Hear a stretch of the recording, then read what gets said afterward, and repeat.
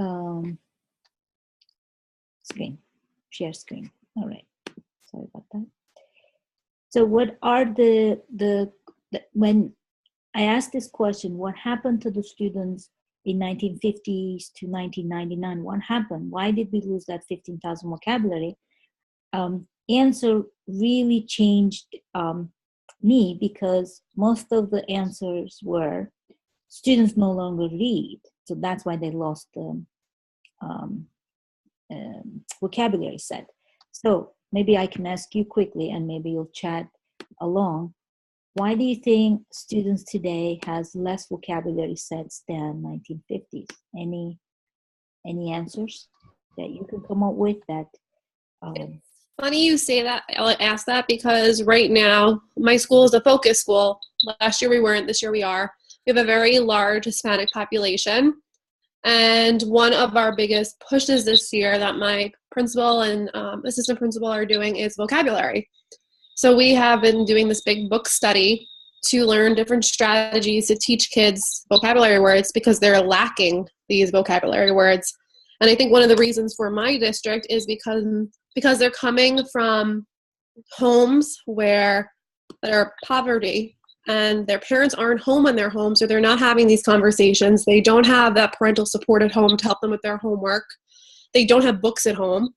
So I think that might be one of the biggest reasons we've seen this drop in vocabulary, and now we're trying to close this gap for our students. All right, here's another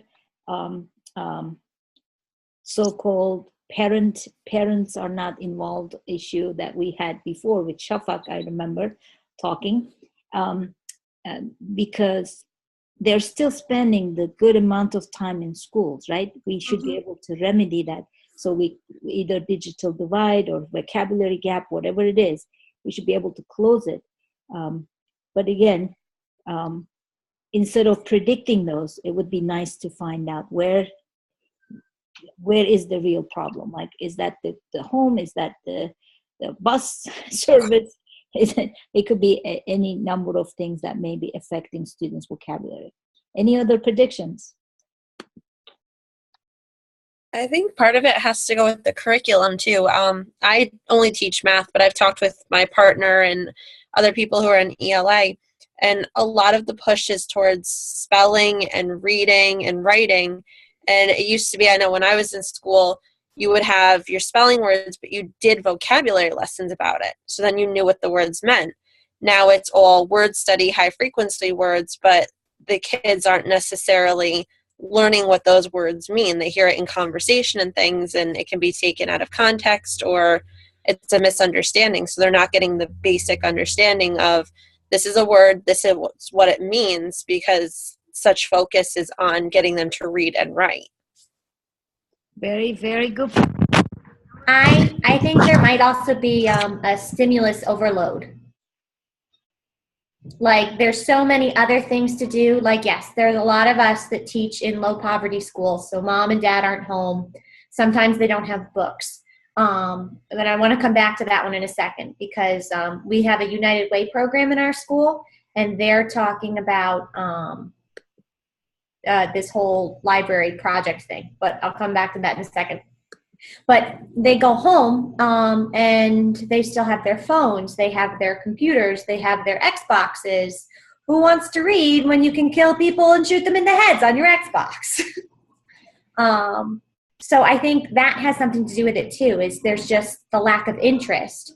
Because I know that I have multiple people in my family that have a greater extensive vocabulary than I, because every time they came across a word they didn't know in a book, they wrote it down and they looked it up.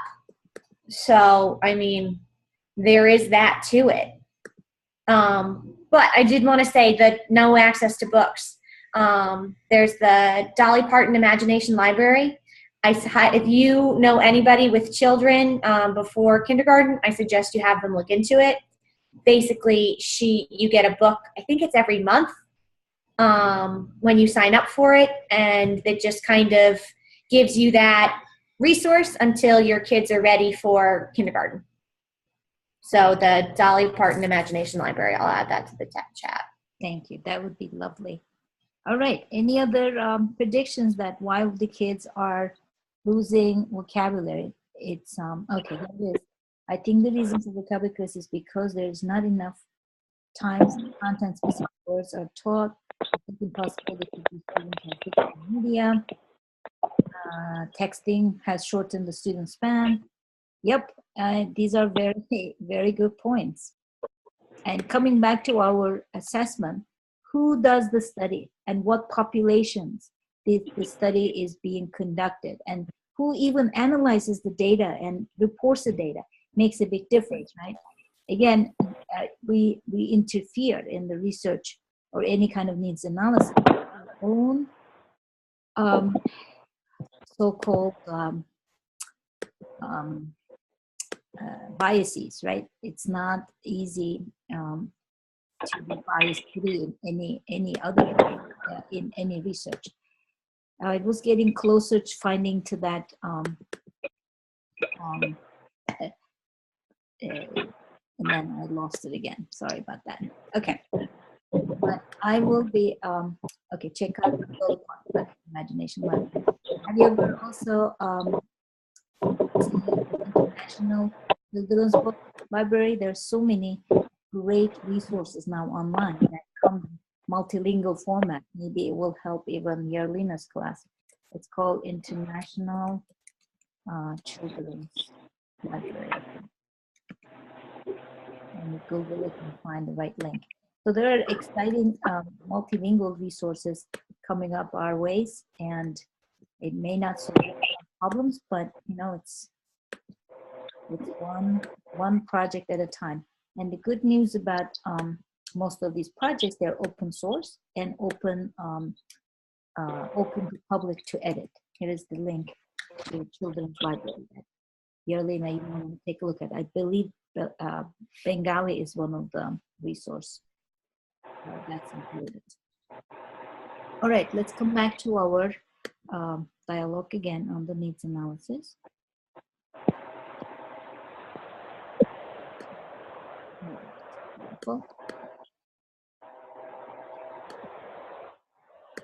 All right, so I don't know, years ago you had a chance to read an article. I was very disappointed to find out, in fact, the person who received a huge grant in Columbia University from a pharmaceutical industry, later on couldn't publish the article because the results did not show in favor of the drug that it was being tested. So again, sometimes the research is done, analysis is done, all the way to the district level or superintendent's desk, and then all the results may not be viewed in the right way or presented in the right way because it may not show their own perspective. So it's all about trying to get the right data, right hand. All right, so what kind of procedures you could do? And here are some suggestions from case studies to group focus group dialogues. And I even used, and not me used, I'm sorry, I even found that teachers use Google Voice. Anybody use Google Voice? It's a phoning system. It's like collecting information from the parents. You get a number, Google Voice number. By the way, if anyone want to test it right now with me, can you call me at 973 498 8013.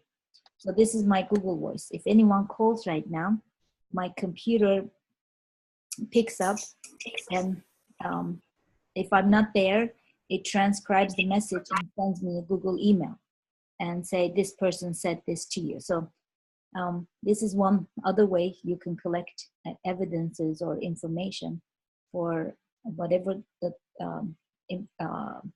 data you're trying to collect, right? And one teacher used the Google Voice is a very interesting way. Anybody teaches languages? This particular teacher was teaching Chinese, and instead of asking students to memorize things or practice their um, speaking skills in the classroom. She asked them to talk over the phone on Google Voice to practice their language skills, so the teacher will be able to listen their answers to the questions. That was a very interesting way to use it. All right, nobody's calling me, I guess, from my Google Voice. We cannot test. All right, how do we design questionnaires? What kind of questions that you would like to ask? Again, there are different types of questions, right? Open questions and closed questions. What are the difference? What is open question? It's just not a yes, no answer. Like it requires some kind of explanation. And those are actually the kinds of questions that we see more often on all of these state tests that we're overseeing. Yep, that's perfect. So there are questions like, how do you think? What is what is your response type of questions, as opposed to closed questions are yes, no questions or true, false questions, or even multiple choice is a closed question, right? Checklists, rating scales, rankings, inventory. So there's some ways that you can collect data. Anybody use Qualtrics? Have you ever used Qualtrics? Let me quickly show you on the screen. This is one of the software that I was very impressed. Then I found out that it is very expensive, but there are, of course, ways around it to get a free account to test the system. So if anyone would like to test it, it's called qualtrics.com. It's the best survey tool I've ever seen so far. No wonder why it's the most expensive. So one of the things, this is my free account. I also have an account through NYIT and other testing. Okay, so for instance, this is a quiz that, not a quiz, sorry, it's survey I send it out, right?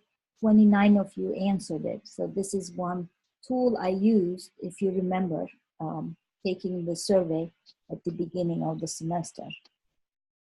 And then I put the results. So this is a very good survey tool that allows you to create survey questions very easily and very powerful. And one interesting thing about this survey is that you can put pictures and you can collect data on the hot spots on the picture. Let me see if I have an example. So this will be one way to collect data for you guys if anyone interested in, I guess, exploring Qualtrics. If you have any questions on Qualtrics, you can ask me, because I think I explored pretty much everything on Qualtrics. Okay, I don't have that type of survey here, but it is one of those great tools for you to use in the classroom, because you can even put a map and ask the students to answer questions on the map. So it allows you to use the pictures to be able to ask questions if necessary. And the only thing that is bad about having a free account, you can only keep one questionnaire active at a time. And you probably cannot collect data more than 100 students at a time. But again, there are so many other free tools that you may be able to do the similar things. Please jump in if you have any questions at any time, or any comments anytime. And I lost, where's my PowerPoint slides? Right behind hiding, yeah. Okay. All right, how else we're gonna find the needs of our stakeholders, either students or parents, or our peers? What do they need for technology, right? There's so many ways in which we can get data, but at the same time, what kind of questions we're gonna ask? What are the disadvantages of the questionnaires? What are the disadvantages of self-ratings? Because how do you believe when they answer the question like, I'm comfortable with technology? That's their comfort level, right? And then how are you going to understand overall norm of this class, of this group of people that you're rating? Interviews. What is the advantage of an interview? it's in-depth results, but too much time. That's not disadvantage of it. Not gives us enough in the day, and people don't want to sit an hour to interview with you, right? Meetings allows a large amount of information, and you can record it. But again, how are you going to analyze the data later? It could be very difficult. Observation. So if you are in your district, while you're on the hallways, you're listening to people, you're taking observation notes, right? It's not as systematic, but as long as you are becoming more skillful in observations, you can actually collect data like that.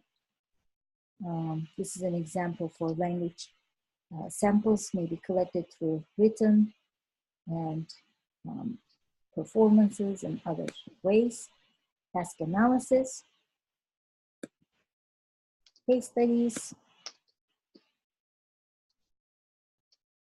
reports and journals.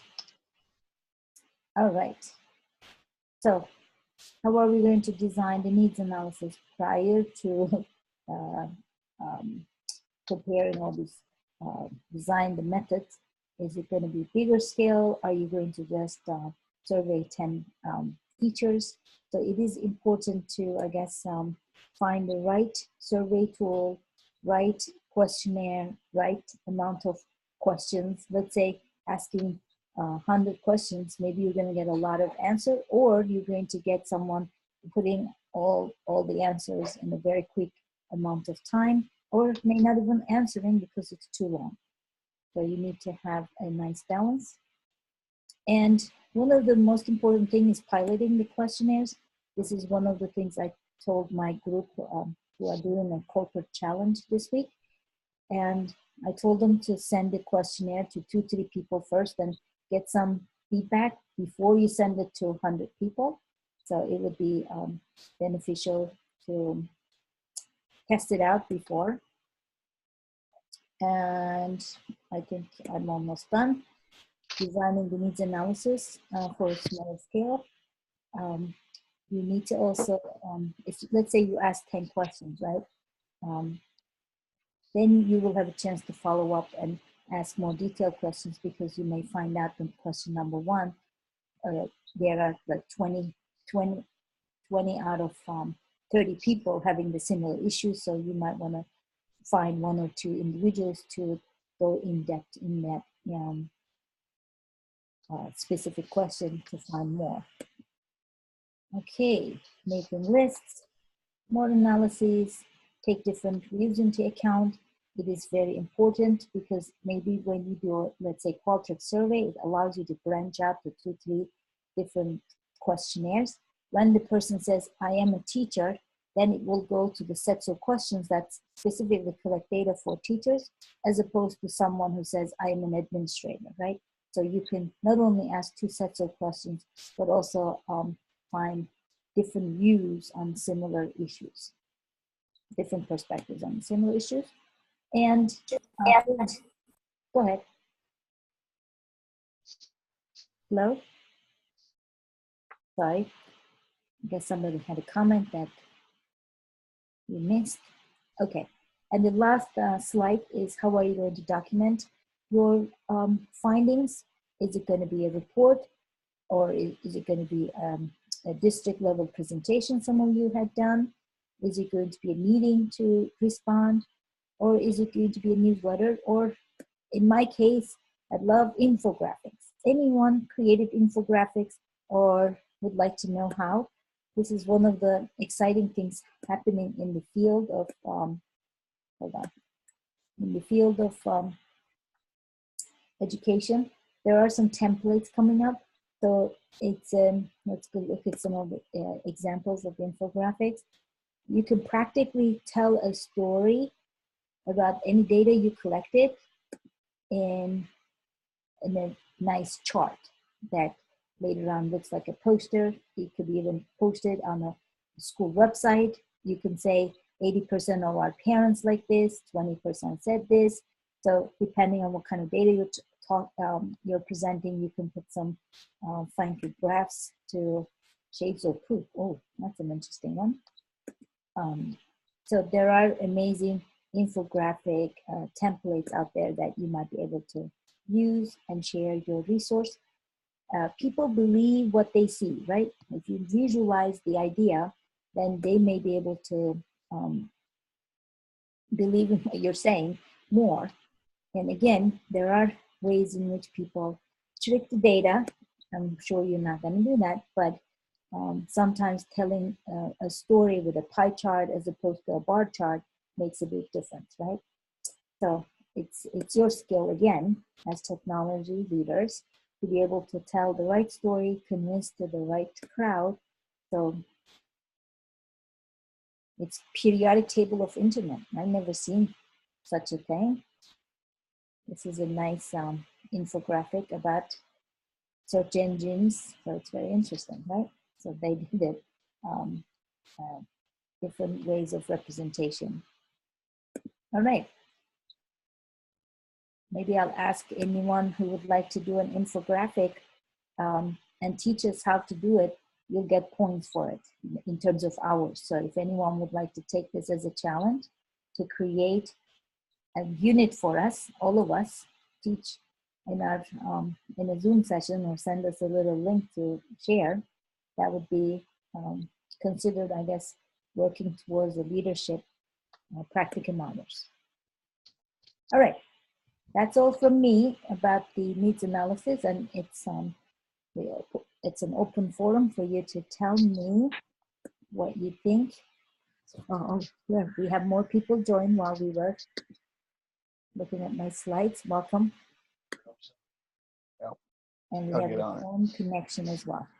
All right. Hi, Vincent.